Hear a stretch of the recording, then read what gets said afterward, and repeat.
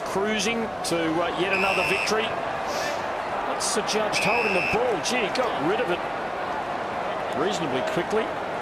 Troy Simmons enjoying the humour of the situation. Tigers ball. Well, Vossi, the question. This Geelong team against the Brisbane Lions of, let's say, 2002, the middle of your 3 consecutive premierships. Let's pull out the time machine and put them in the ring. Both at their best. I'm sure you would have relished the challenge. And, hundreds of thousands would have loved to have been there to see it. Oh, would have, yeah, of course.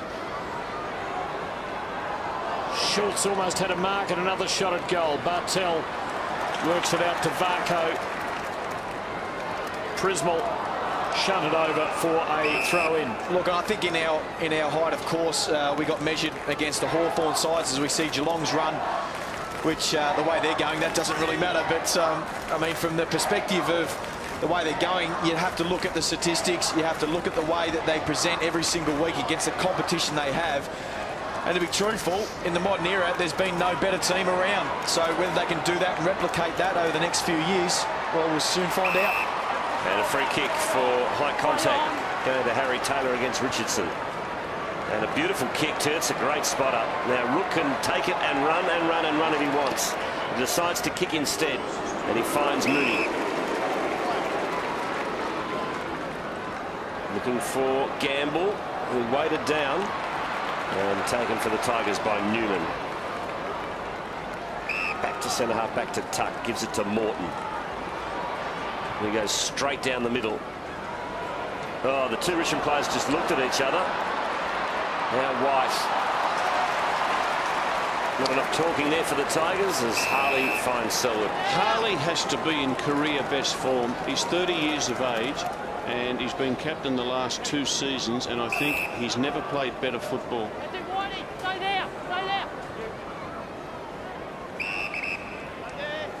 Kick to Mackie.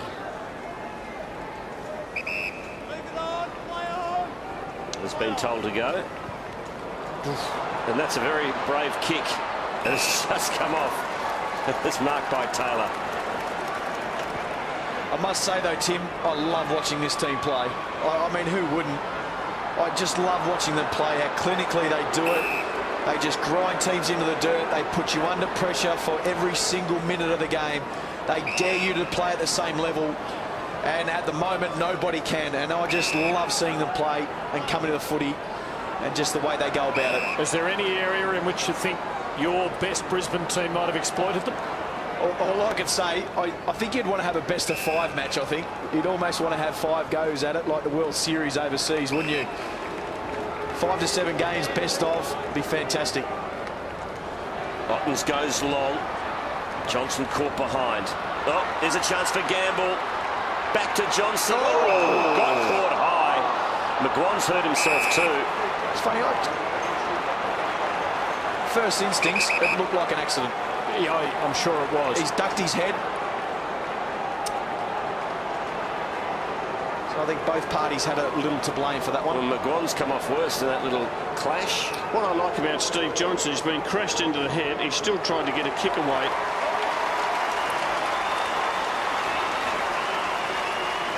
Steve Johnson gets his first goal for the night, and McGuan is still down. Not sure whether he got a corky just above the knee. Knocked to the knee.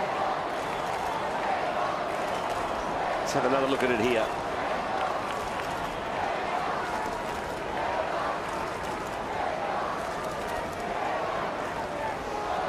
Got a corky into the thigh. Hard to tell. He's still down. Now he gets the thumbs up from the trainers.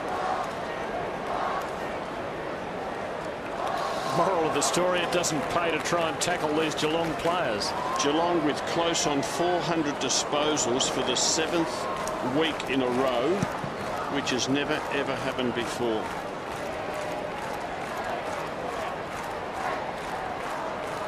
Typical tight tackling.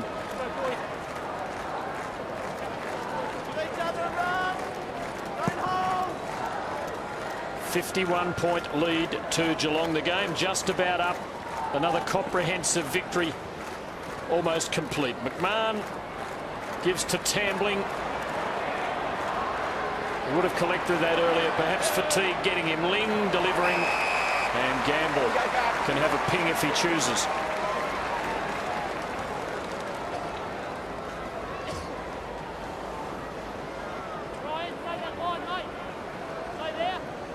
So Geelong with, as we saw, Melbourne, which should count as another win. Then Sydney in Sydney, North Melbourne and West Coast in Perth to come. Really the Swans on their home ground is the big challenge. Otherwise it could be a 21-1 season for the Cats after last year's heroics. Gamble kicks another. They lead by 57.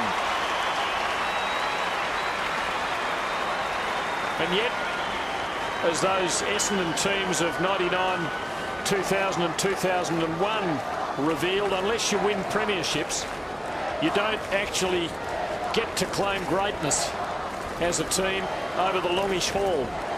So Geelong have still got to win it this year. Yeah, it's ticking the boxes now, isn't it? And Troy Simmons coming off after copping that injury. Mathew Scarlett coming back on, and that's fitting, going onto the wing, his 200th game.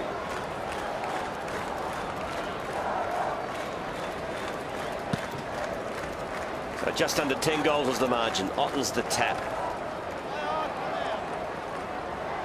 Here's Ling. Just keeps on keeping on. And Gamble kicks it at the goal square. It bounces through. He's got another one. That's his third.